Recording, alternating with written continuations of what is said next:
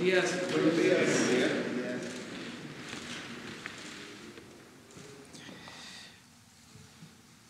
El día de hoy vamos a dedicarlo a contestar preguntas porque vamos a salir, vamos a Sinaloa a una gira a Villa Unión para seguir visitando los hospitales del IMSS Bienestar y por la noche vamos a estar en Guasave en la inauguración del estadio, la rehabilitación que se hizo al estadio, porque inicia la temporada de béisbol del Pacífico. Mañana vamos a estar en el Hospital del Fuerte y por la tarde vamos a San Quintín, a Baja California. Vamos a hacer una gira por el norte, de modo que salimos hoy. Tenemos tiempo para contestar las preguntas. Empezamos.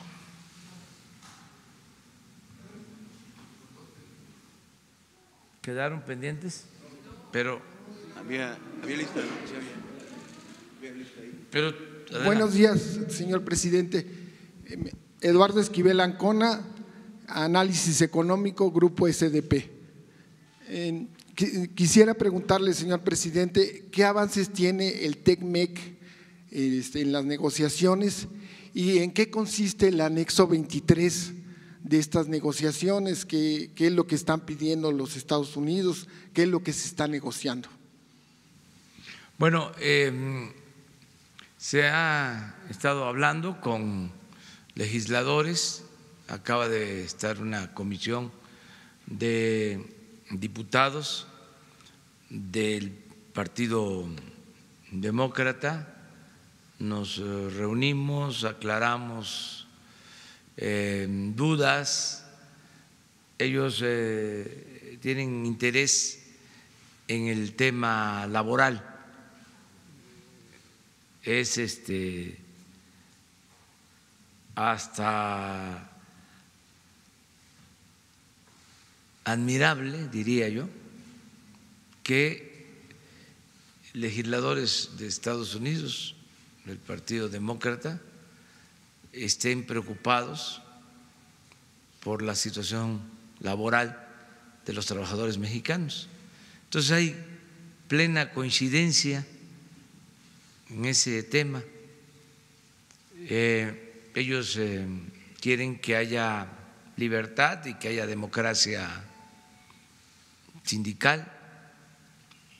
Nosotros promovimos una ley con ese propósito y estamos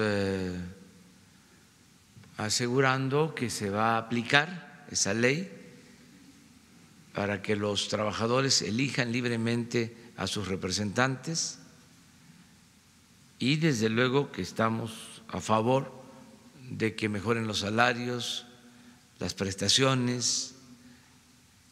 Desde luego esto no se puede hacer por decreto, esto tiene que irse dando de acuerdo a las posibilidades económicas del país, de las empresas, porque se requieren tener las fuentes de trabajo, no quebrar, no cerrar empresas y hacerlo como se llevó a cabo este año en un acuerdo entre el sector privado, el sector obrero y los representantes del gobierno.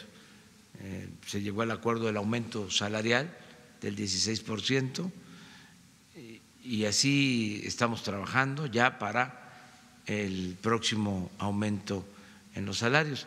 Entonces, ese es el tema que a ellos les importa más y hay coincidencias, y aproveché para enviarle una carta a la señora Pelosi explicando de que nos conviene a los tres pueblos, a las tres naciones, que se apruebe el tratado, que es importante no solo para México, sino también para Estados Unidos y Canadá, y que no debe de asociarse la aprobación del tratado a la cuestión política electoral, porque hay elecciones en Estados Unidos, como es sabido, y queremos que se aísle lo más que se pueda este asunto, para que no se involucre en las diferencias que se generan por contiendas políticas electorales, las pasiones que despiertan los procesos electorales, pues no deben de contaminar lo que tiene relación con la aprobación del tratado. Creo que van bien las cosas, se va avanzando y tengo confianza en que se va a aprobar, porque también creo que en este tema son más las coincidencias que las diferencias, no solo en México, sino también en Estados Unidos, sean del Partido Republicano, sean del Partido Demócrata, hay la convicción de que conviene aprobar el tratado en los dos partidos. Desde luego, es normal que se pida información, se busque llegar a acuerdos en algunos temas que ya están aprobados. Nosotros pues estamos dispuestos a que se apoye el acuerdo, no estamos pidiendo ningún cambio, ya nosotros lo aprobamos, lo aprobó el Ejecutivo en México y lo aprobó el Poder Legislativo, el Congreso. Entonces estamos esperando nada más la decisión de Estados Unidos. ¿Y Canadá? Y de Canadá, creo que en el caso de Canadá hay mejores condiciones. No quiere decir que esté complicado en Estados Unidos. Yo estoy optimista, yo incluso había pensado que para septiembre se aprobaba, todavía no termina octubre, yo creo que puede en este mes aprobarse. No veo conflictos mayores, creo que no conviene a nadie el que se demore, el que se retrase la aprobación del tratado en Estados Unidos. Desde luego somos respetuosos de la soberanía de ese país y de la independencia del Poder Legislativo, del Congreso de Estados Unidos. Muchas gracias. Miren, está Urbano.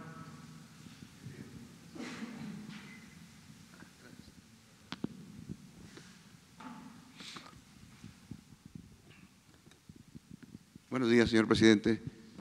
Yo quisiera preguntarle, ¿qué opina usted de la nueva actitud en el Poder Judicial, en la Suprema Corte, y la salida de un importante juzgador del primer circuito, Jorge Camero, que era la voz disidente en el proceso de Santa Lucía, por una parte?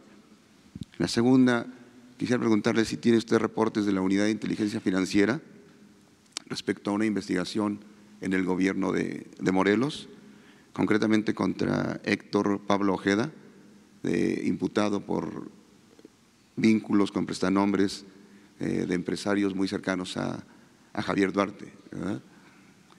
Y en ese mismo contexto, en Morelos, ¿qué opina usted de las declaraciones del gobernador, que dice que incluir a familiares ahora ya no es nepotismo, sino eficiencia por el perfil? Esa sería la segunda. Y un pequeño apunte. Ayer usted citó al secretario Víctor Manuel Toledo, titular de la Semarnat. Si bien no está en contra de usted, ha manifestado fuertes diferencias hacia sus proyectos. Caso específico, la refinería de Dos Bocas, bueno, la construcción de la refinería de Dos Bocas, el Tren Maya. Él está por la emisión de una declaratoria de emergencia ambiental en el concierto mundial, como lo han hecho países como Inglaterra, y que México no quiere entrar a esto. Pero recientemente en la Universidad Nicolaita de Michoacán, él se pronunció en favor de las autodefensas y dice que son heroicas y que son dignas y que hay que apoyarlas, lo cual sistemáticamente está contradiciendo su discurso. ¿Qué opina de esto? Y saber si el próximo lunes en el informe de seguridad se va a incluir también el tema de las autodefensas. Gracias, señor presidente. Muy bien. Bueno, yo celebro el que se actúe en el Poder Judicial para combatir la corrupción. Desde luego, no se puede condenar a nadie sin presentar pruebas, sin llevar a cabo un proceso como lo establece la ley. Pero es un hecho inédito, sobre todo en los últimos tiempos, el que por corrupción o por presunta corrupción, para ser cuidadosos, se destituya a un magistrado. La Suprema Corte tiene, lo hemos dicho en otras ocasiones, y hay que seguirlo repitiendo, porque la política debe ser cada vez más asunto de todos. Y antes no se informaba y la gente no sabía cuál era la función de las instituciones, cuáles eran esas funciones y cómo actuaban las instituciones. Por ejemplo, si preguntamos a quienes nos están viendo, en honor a la verdad que es revolucionaria, la mentira es reaccionaria, ¿quiénes sabían que existía la judicatura en el Poder Judicial? Y si añadimos a esto y preguntamos si sabían de la judicatura, pero si sabían sobre las funciones de la judicatura, yo estoy seguro que la mayoría de los mexicanos no tiene conocimiento de esta institución. En la época de la Reforma y de la República Restaurada, el ciudadano en general conocía la Constitución, estaba más informado. Ahora hay un despertar ciudadano, hay una etapa nueva, se informa más y hay que aprovechar para estar informando, orientando sobre estos temas. La judicatura, pues, es el organismo que tiene el Poder Judicial para resolver las diferencias o las malas conductas que se puedan dar al interior del Poder Judicial. No puede castigar a un juez, a un magistrado, a un ministro, el Poder Ejecutivo, solo en el caso de que se trate de un juicio político, eso corresponde al Poder Legislativo. Pero el órgano interno encargado de que no haya corrupción en el Poder Judicial, que los jueces actúen con rectitud, con apego a la legalidad, pues es este organismo, la Judicatura. Y entiendo que este organismo es el que ayer toma la decisión de separar a este magistrado para llevar a cabo una investigación. Esa es la información que tengo. Me parece muy bien, porque imagínense, existía la judicatura o ha existido y nunca se castigaba a jueces, a magistrados, a ministros menos. Y cómo sí a los integrantes del Poder Ejecutivo se les castiga y se les señala si son corruptos, incluso en el caso de legisladores, lo que tiene que ver con el Poder Legislativo. Y en el caso del Poder Judicial había mucho hermetismo, era como el castillo de la pureza. Y ahora se dan estos casos. Por eso lo celebro. Y desde luego esto va a generar polémica, pero qué bueno que se ventile todo este asunto. Y los que se sientan afectados, pues van a decir que es una represalia, pues tienen todo el derecho de probar si existe represalia, y quien está tomando esta decisión tiene que probar de que en efecto hay corrupción. Tengo entendido de que se trata de un depósito de 80 millones de pesos. Estas cosas, de ser ciertas, no se pueden tolerar.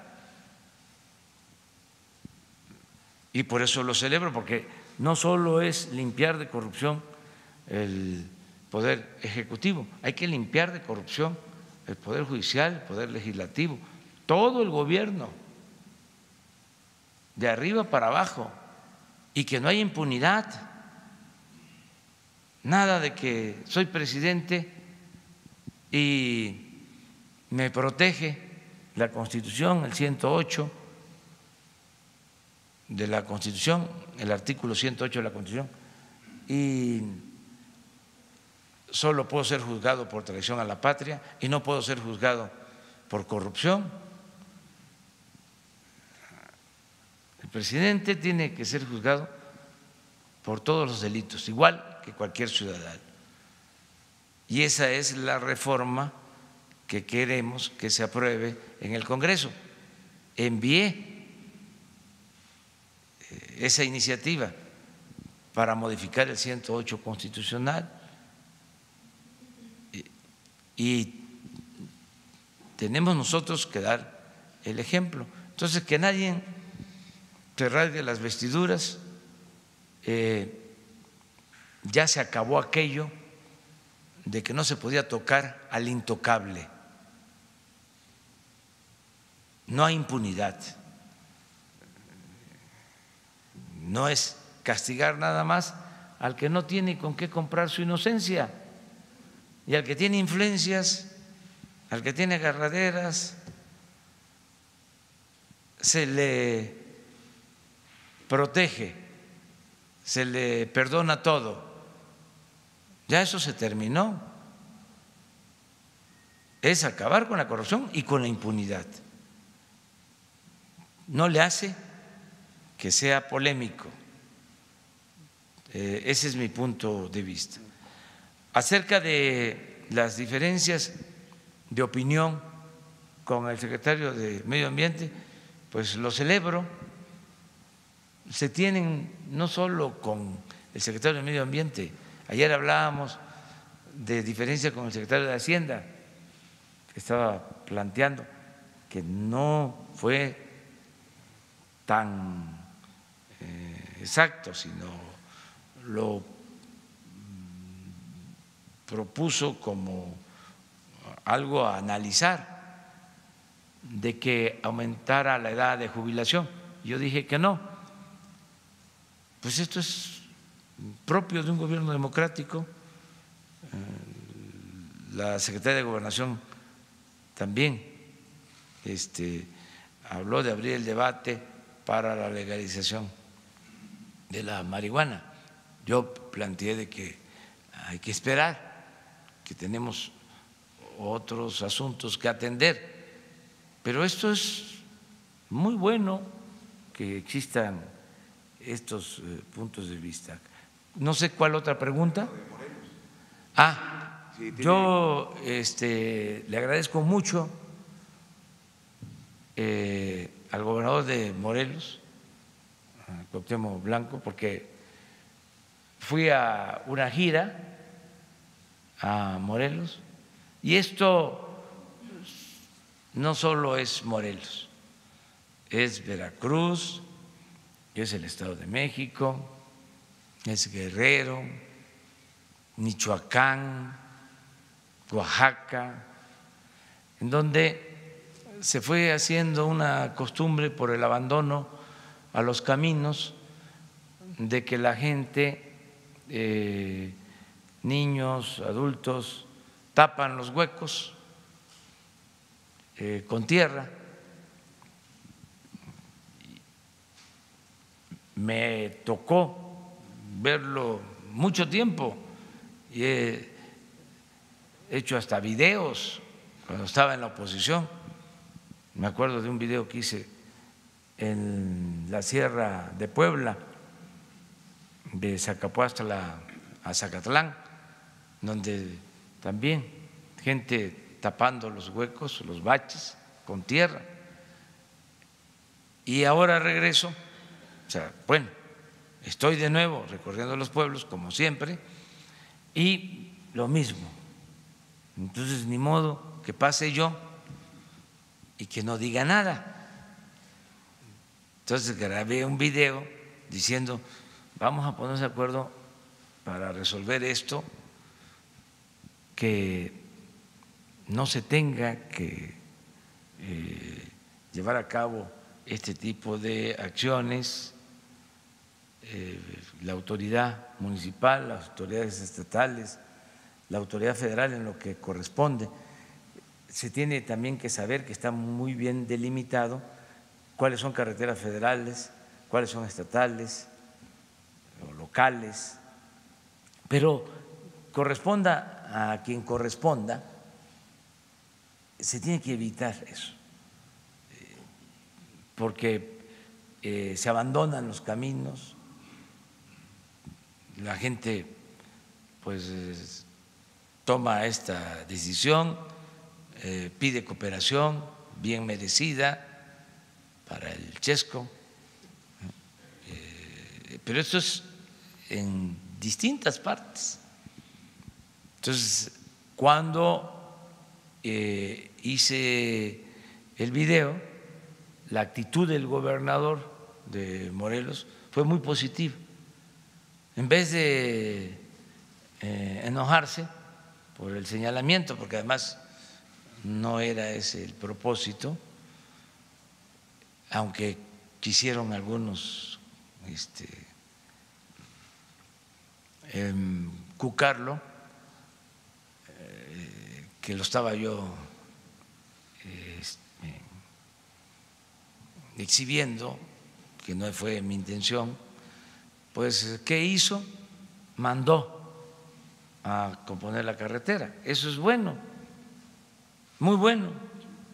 Entonces ya voy a seguir pasando por todos los caminos y estoy seguro que a veces voy a los pueblos y me dicen qué bueno que vino porque están bacheando, si no, no hubiesen bacheado, o no se deje engañar, acaban de venir a pintar el hospital. Entonces lo que les digo, ya voy a venir más pronto, digo más seguido, para que pues se le dé mantenimiento. No es así en general. La autoridad local, sobre todo los presidentes municipales, son responsables. Hay, como en todo, quienes no están cumpliendo con su responsabilidad, pero sí hay presidentes municipales que responsables. En este caso, el presidente municipal, no me acuerdo del municipio de Morelos, el presidente municipal muy responsable, igual que el gobernador.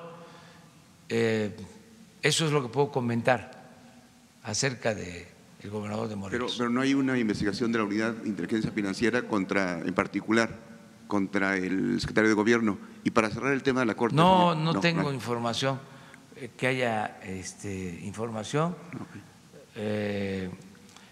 contra el secretario de Gobierno. Bien, y para cerrar el tema de la Corte, ¿qué opina usted de que el vicepresidente se mantiene en su dicho de que fue presionado por el expresidente Felipe Calderón Hinojosa? Bueno, ahí respeto su punto de vista, no me meto en eso. Yo la opinión que tengo del ministro Saldívar, presidente de la Corte, es que es un hombre íntegro, que le tengo confianza. Eso es todo lo que puedo decir, nada más. Pero ya meterme a debates sobre otros temas, no.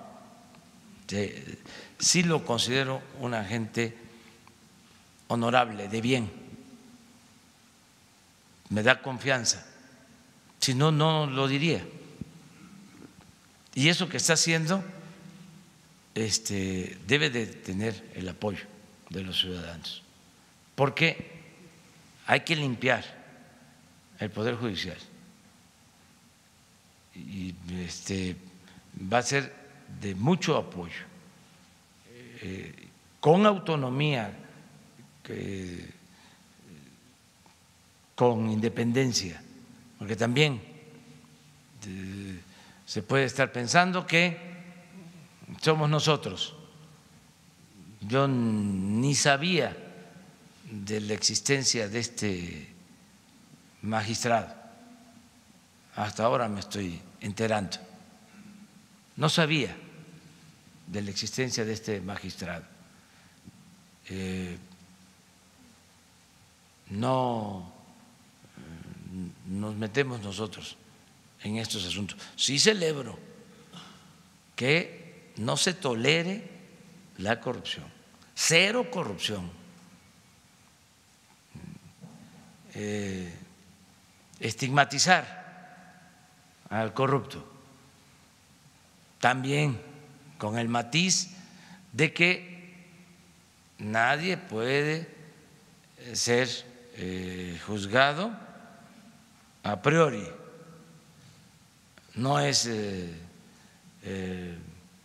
a justicia y luego averiguas, no, todo el mundo tiene derecho a defenderse legalmente, pero si hay indicios de corrupción, no se puede estar en el cargo mientras se hace la investigación para afuera.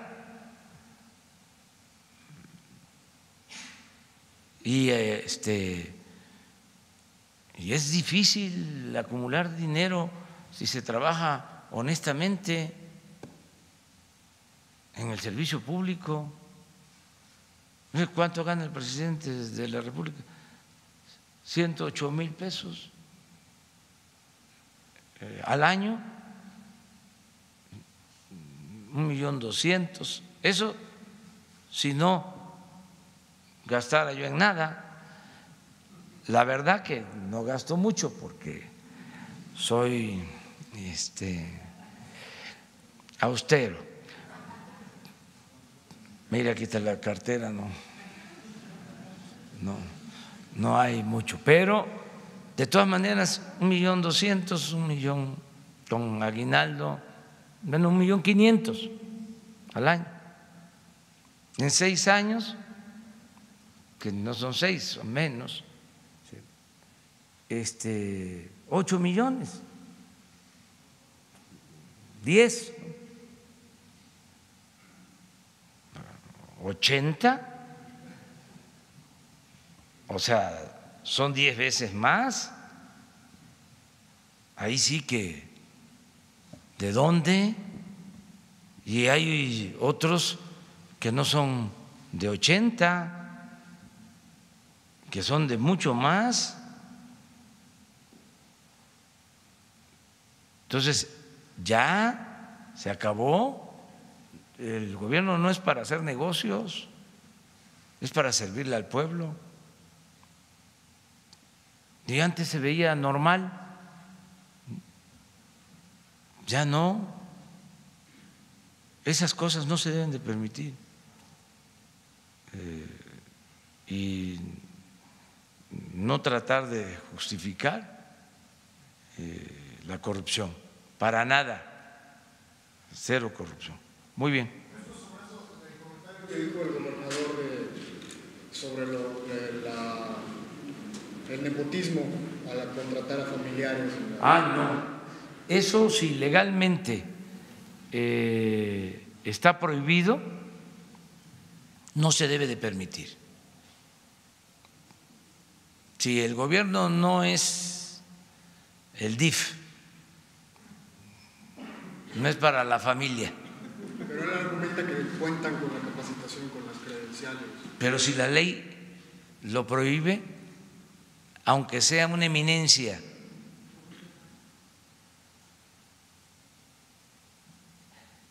y además no solo es un asunto legal, es un asunto ético. La política es un imperativo ético.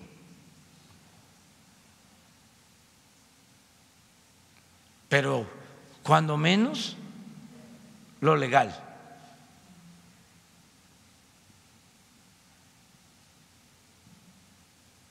Bien, Carlos Pozos.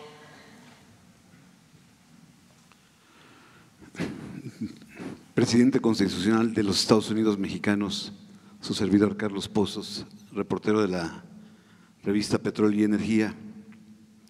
Desde 1929, el Congreso de la Unión aprobó la conmemoración del Día de la Raza. Mañana se cumplen 90 años de esta conmemoración con motivo de la raza. Estos datos, presidente, se los doy porque el pasado 18 de septiembre se llevó a cabo la subasta de 120 piezas arqueológicas precolombinas patrimonio mexicano en Francia. En el programa de la compañera Carmen Aristegui, Ana Lilia Herrera, otra gran periodista, da a conocer que en las administraciones del presidente Fox se robaron 651 piezas. Con Calderón se robaron 2.140 piezas y con Enrique Peña Nieto, tan solo al mes de agosto de 2016, se llevaba nada más la cantidad de 2.200 piezas robadas. Mi pregunta es, presidente, tiene varios incisos, corchetes. ¿Qué acciones se van a tomar en contra de esta casa de subastas o quedará en el olvido? ¿Qué acciones va a tomar en contra del tráfico del patrimonio nacional? Y si nos pudiera dar un avance del reclamo del penacho de Moctezuma, y si es posible que la secretaria de Cultura, Alejandra Fraustro, y Diego Prieto de Lina, nos pudiera hablar de esta problemática que día con día se da por parte de europeos, norteamericanos, que les compran las piezas a muchos mexicanos de escasos recursos. Gracias, presidente. Bueno, es un tema muy importante, trascendente, que amerita la definición de la política de la nueva administración, del nuevo gobierno, sobre la protección y la defensa de nuestro patrimonio histórico, cultural. Entonces sí considero que Alejandra Fraustro y el director de el INAH, Diego Prieto, vengan aquí a hablar sobre este tema. Hago ese compromiso, porque sí hemos presentado ya protestas. Invitaríamos también a que nos informaran los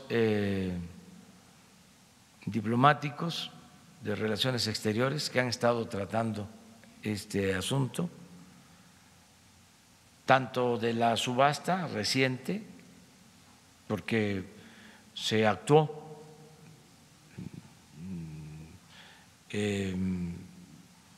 política y legalmente, como acerca de lo del penacho. Se está viendo también este tema y que nos informen de cómo vamos en esta materia, para que tengamos una información completa y objetiva sobre este tema, que es muy importante, sobre todo por lo de mañana y porque ya viene la conmemoración de los 200 años de la independencia, en el 21. Entonces, estamos trabajando también para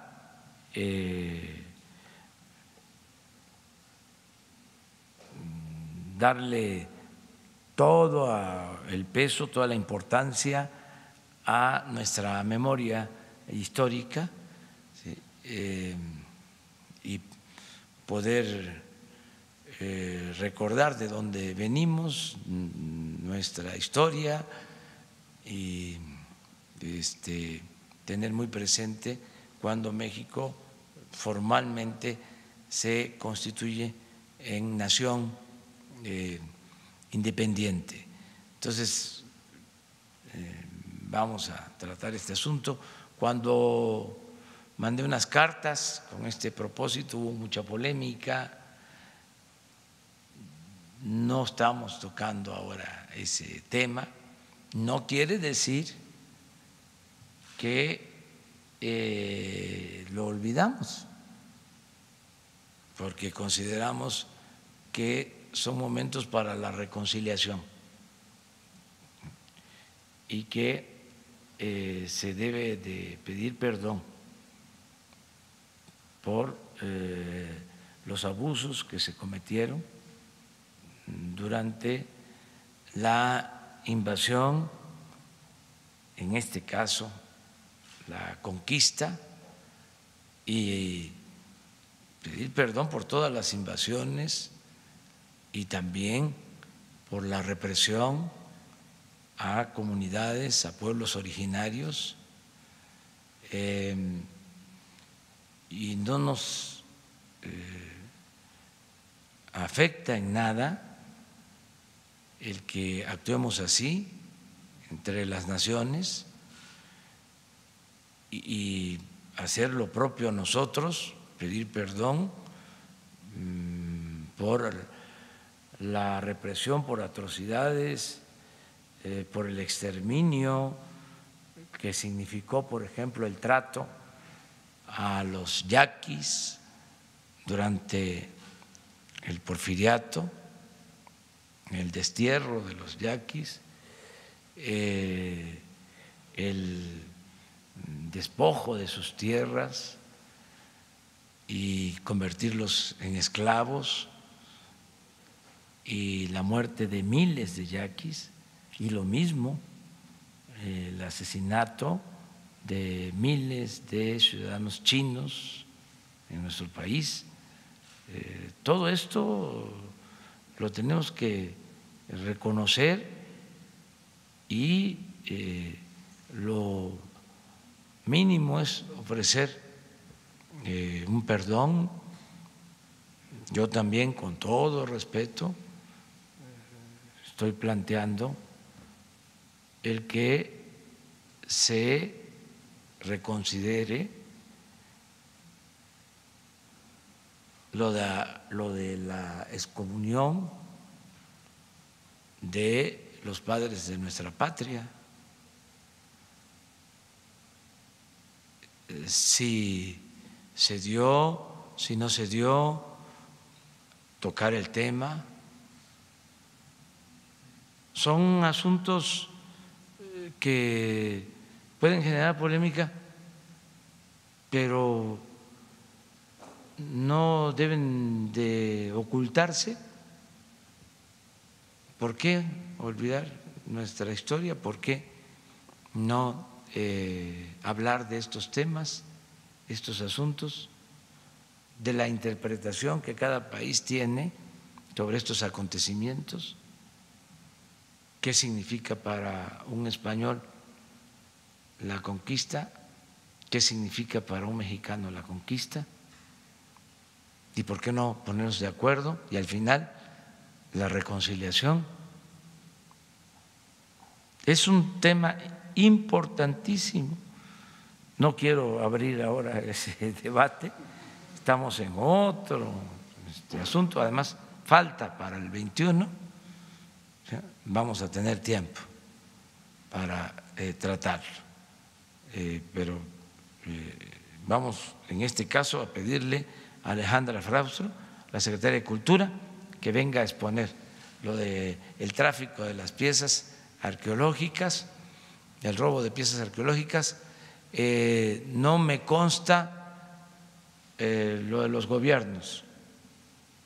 O sea, desde luego, la periodista a la que hace mención es seria, es responsable, pero yo no puedo afirmar que sea cierto lo que ella plantea. Tampoco lo pongo en duda. No quiero acusar a ningún gobierno sobre este tema. Nosotros nos va a corresponder que no se roben nada.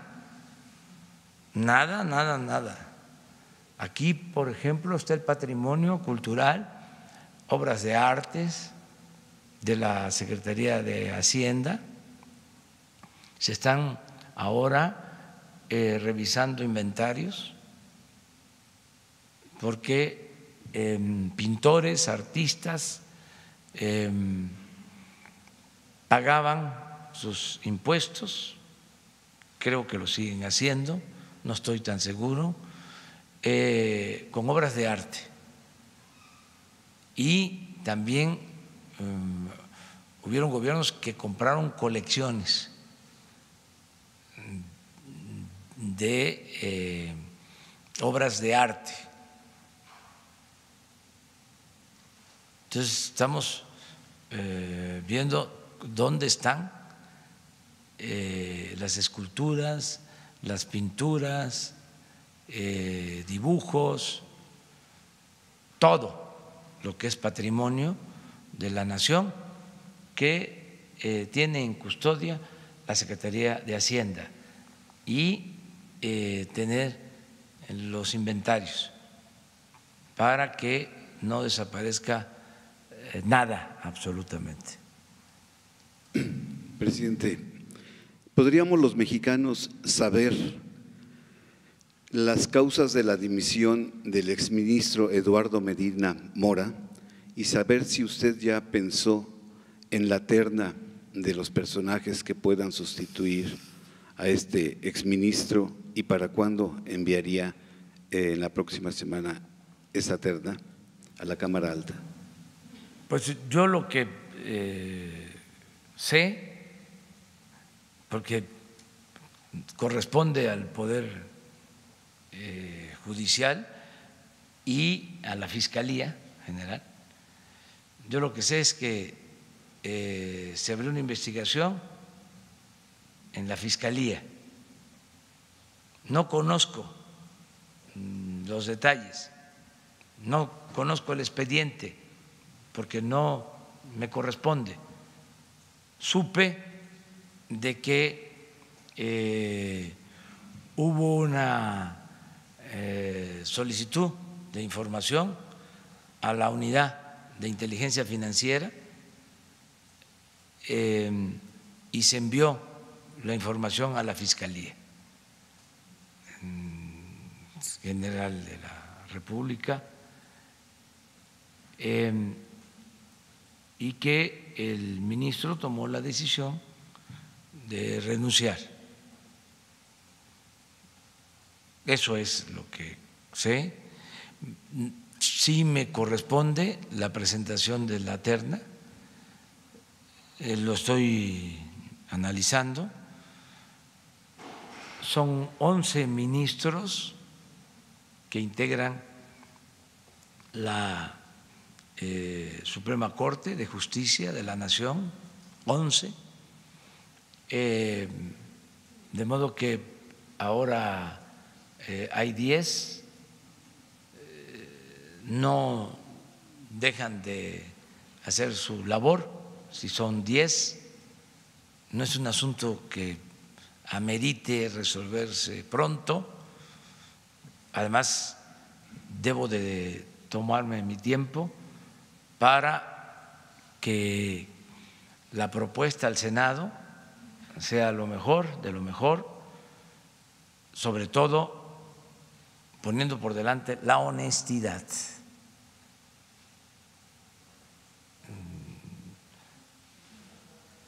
99.9 honestidad y el resto conocimiento y deseos de trabajar. Sea hombre o sea mujer. Sea hombre o sea mujer. Honestos, ¿sí? Mujer o hombre. También creo que hay de los 10 ministros 3 mujeres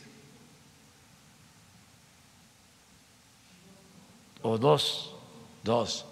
Por eso casi es un clamor el que la propuesta que la terna sean mujeres. Pero todo eso lo estoy analizando bien.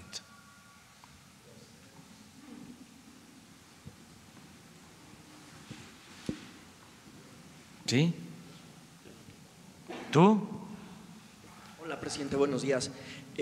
Un asunto nada más. En el caso de Medina Mora, ¿permanecen las cuentas congeladas de Medina Mora después de que presentó su renuncia a la Corte? ¿O cuál es la información que tiene? Esa sería la primera pregunta. Y la segunda, ¿cuál es su opinión en torno a que este domingo van a salir, se ha convocado a los ciudadanos de Baja California a salir a una consulta ciudadana para definir si se debe quedar Jaime Bonilla como gobernador 2 o 5 años? Es una consulta financiada por Morena, por el PT y por el Partido Verde. Me gustaría conocer su opinión. Bueno, la información sobre el estado financiero de las cuentas del ministro Medina Mora, no conozco a detalle cómo está. Desde luego, sí se tiene, ¿no?, la información. No sé si legalmente se pueda dar a conocer. Si se puede dar a conocer, le voy a pedir a Santiago Nieto que les informe el día de hoy. Sí, es que ayer justo en su cuenta de Twitter ponía que se habían suspendido algunas cuentas de Medina Mora después de su renuncia a la Suprema Corte. ¿Lo puso quién? Santiago Nieto en su cuenta de Twitter. Esto porque ayer una columna periodística reportaba que pues había como pues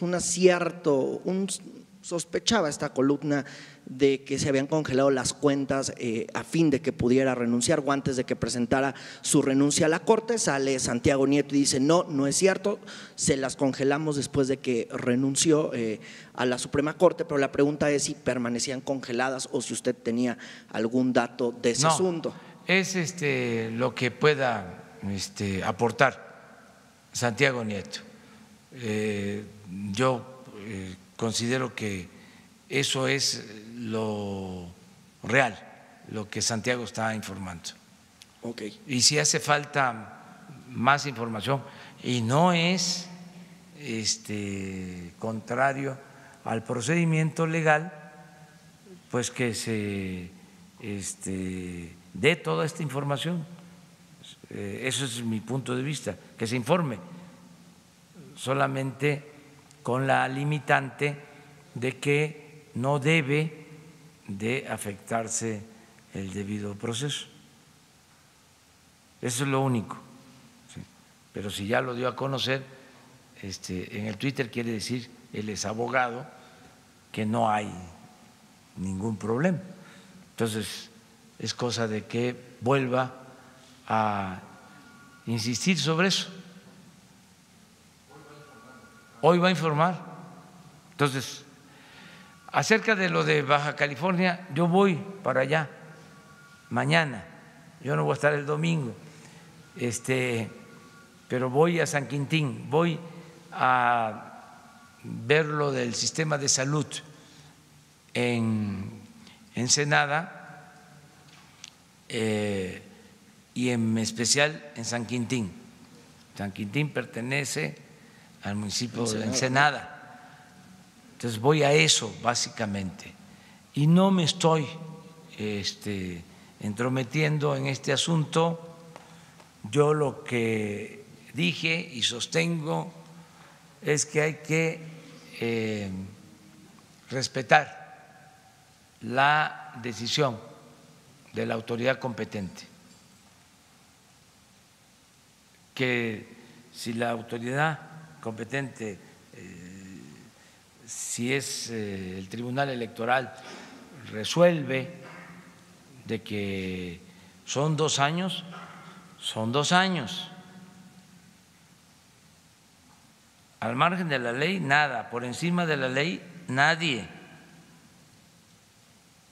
Si la autoridad competente resuelve de que está bien la decisión que tomó el Congreso local, pues eso, el que no son 2 años sino más, pero que sea la autoridad la que resuelva, la que corresponda. No meternos nosotros. Yo no estoy involucrado en este asunto, es algo incluso que me produce pena, me da pena, porque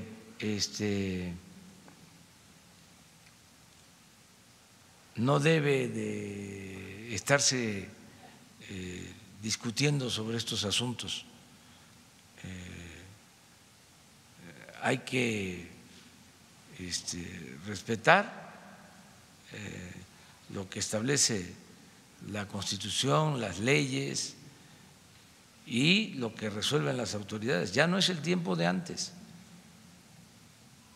Entonces yo no voy a meterme en esto, sea quien sea. No tolero de nadie el que se viole la Constitución, la letra, el espíritu de la Constitución. Y soy partidario de la democracia. Ese es mi punto de vista sobre este tema. Vamos a esperar. Esa consulta… Hay una instancia, debe de haber una instancia legal que va a resolver. Pues esa instancia…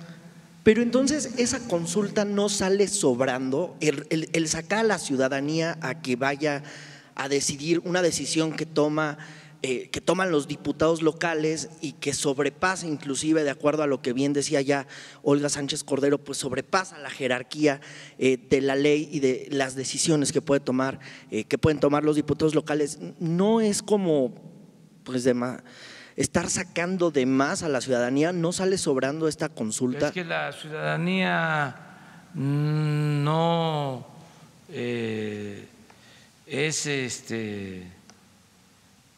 una ciudadanía imaginaria, manipulable. Los ciudadanos de Baja California están muy politizados, muy conscientes. Se pueden hacer todos los ejercicios, todo el mundo tiene libertad para expresarse, manifestarse a favor, en contra. Aquí lo interesante es que debe de haber una instancia legal que resuelva, sin presiones de ningún tipo. Y todos apegarnos a esa decisión. No estar con chicanadas de ningún tipo, ¿sí? No retorciendo pues la ley. O sea, eso correspondía al antiguo régimen. Por eso no debe de preocuparnos en nada. Vamos a esperar a que haya una decisión y acatarla,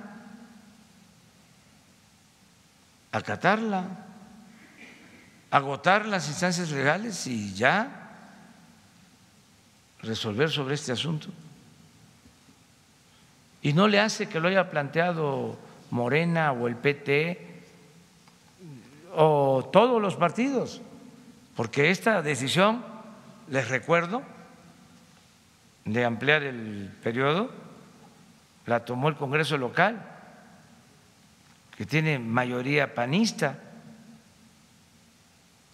porque a veces se olvidan las cosas. Entonces, quien sea, no importa. Si se está pisoteando la ley, si se está dañando la democracia, no debe de permitirse. Pero tiene que ser la autoridad la que resuelva.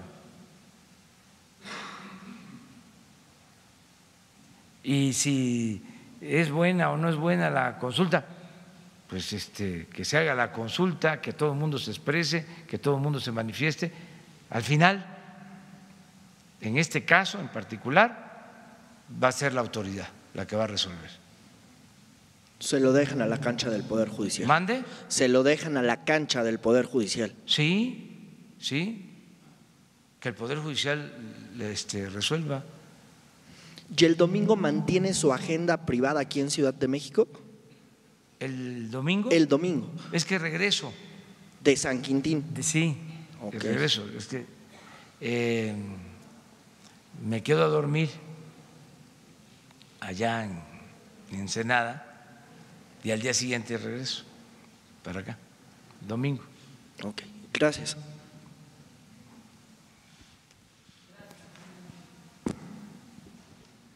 Gracias, presidente. Alfonso Párez, Cadena Raza, Radio 620.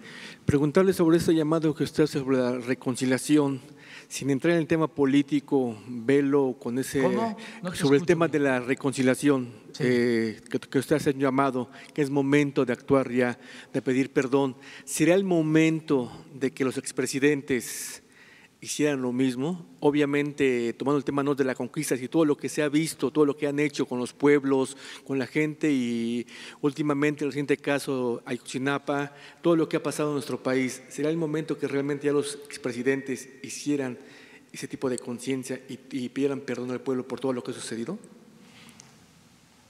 Pues sería extraordinario, pues un acto de humildad nunca visto.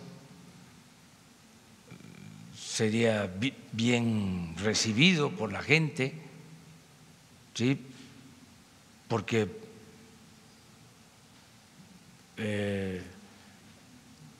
el ofrecer disculpa, el pedir perdón, ¿sí? Es de seres humanos sublimes. O sea, es un acto de humildad extraordinario, excepcional.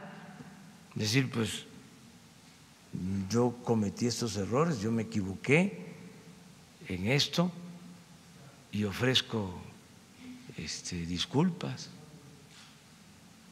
O sea, no caer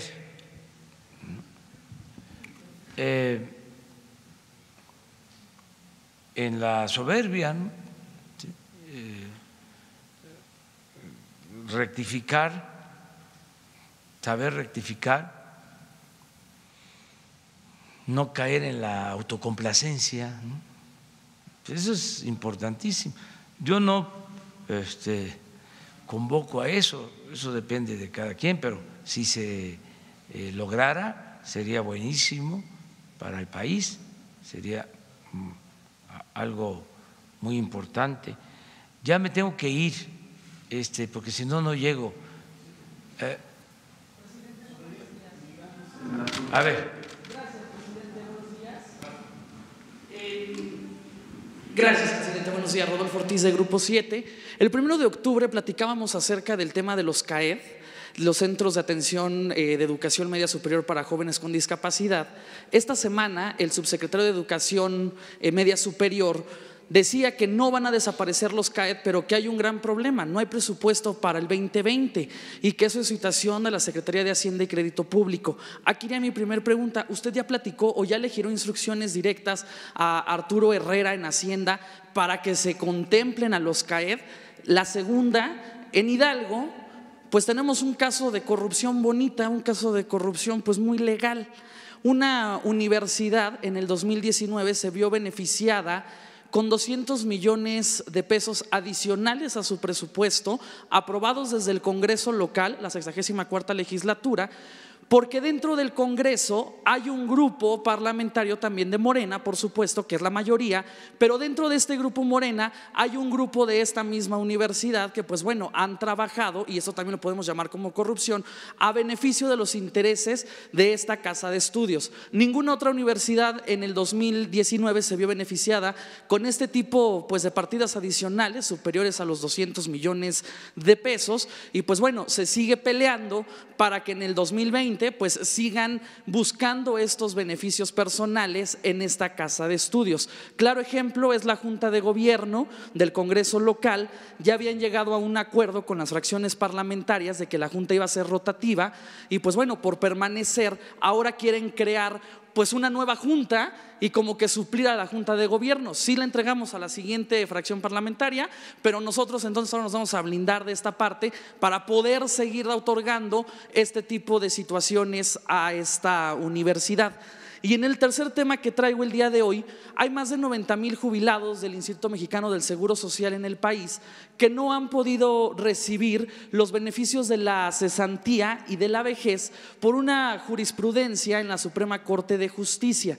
Aquí mi pregunta es, presidente, ¿usted de qué manera pudiese ayudar a estos jubilados del IMSS para que reciban este recurso? Estamos hablando que es un promedio de 300,000 pesos, más o menos. Hay algunos pues que son médicos y tienen más de 1 millón de pesos en esta cesantía y vejez, para que se los puedan entregar. Ellos han buscado diversas vías, tanto por la vía legal, se han manifestado también pacíficamente aquí en la Ciudad de México y no han logrado y no han tenido un objetivo. Y la última, pues bueno, se acerca el Tianguis de Pueblos Mágicos, que va a ser sede Pachuca, en el estado de Hidalgo, y también me gustaría saber cuáles son los estados que ya han levantado la mano para los próximos Tianguis de Pueblos Mágicos. Gracias, presidente. Sí, bueno,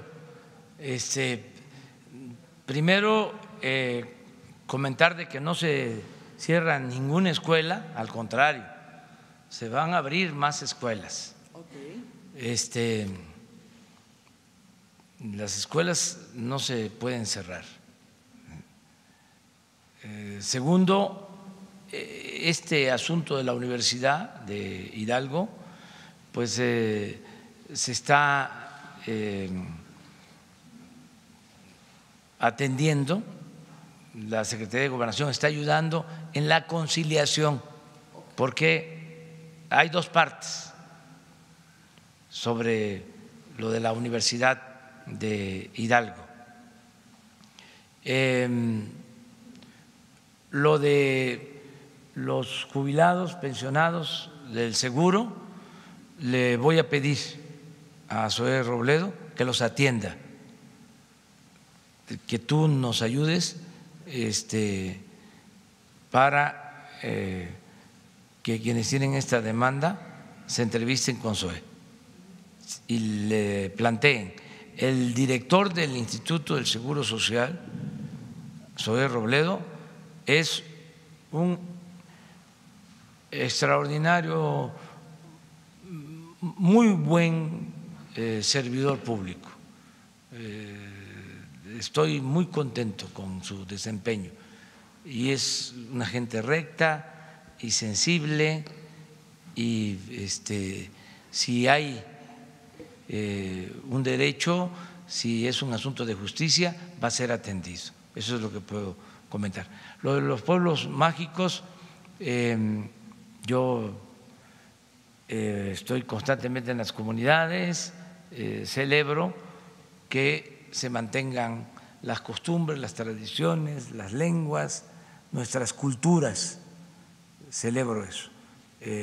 No sé si pueda asistir a Pachuca, pero si no puedo yo estar, sin duda va a estar la Secretaría de Cultura y vamos a apoyar todo eso. Ah, claro, Miguel Torruco también.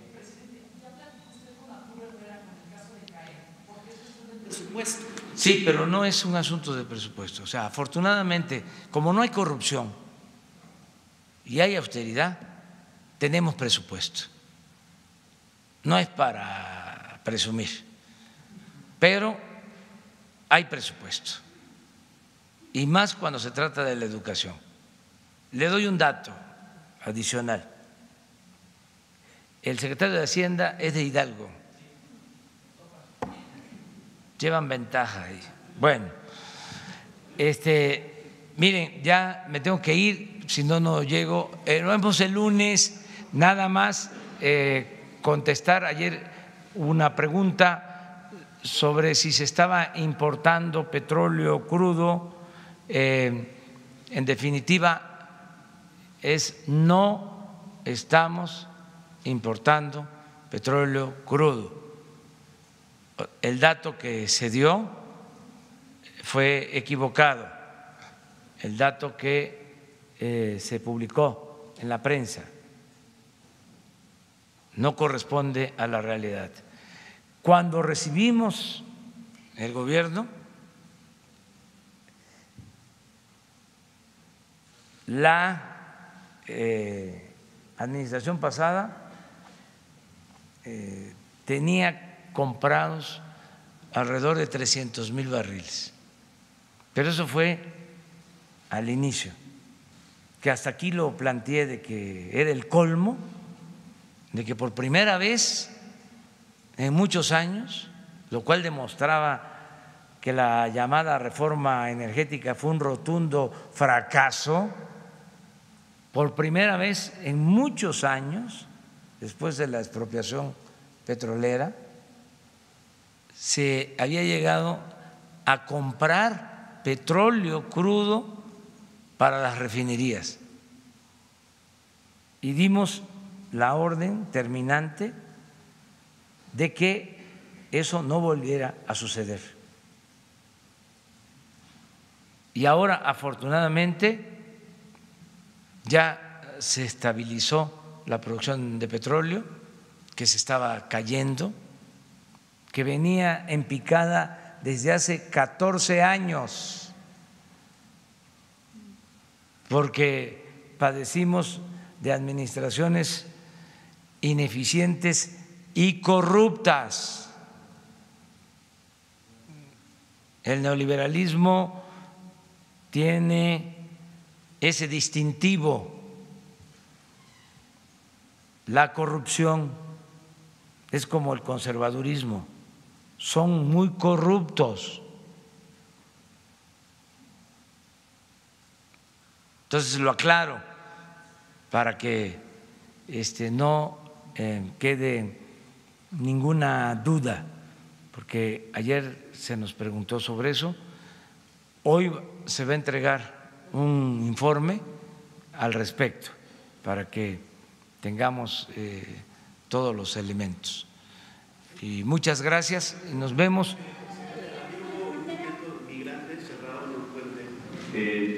¿No vas a ir a la gira? Esta vez no voy a ir, presidente. Bueno, nos vemos el lunes. Adiós, adiós.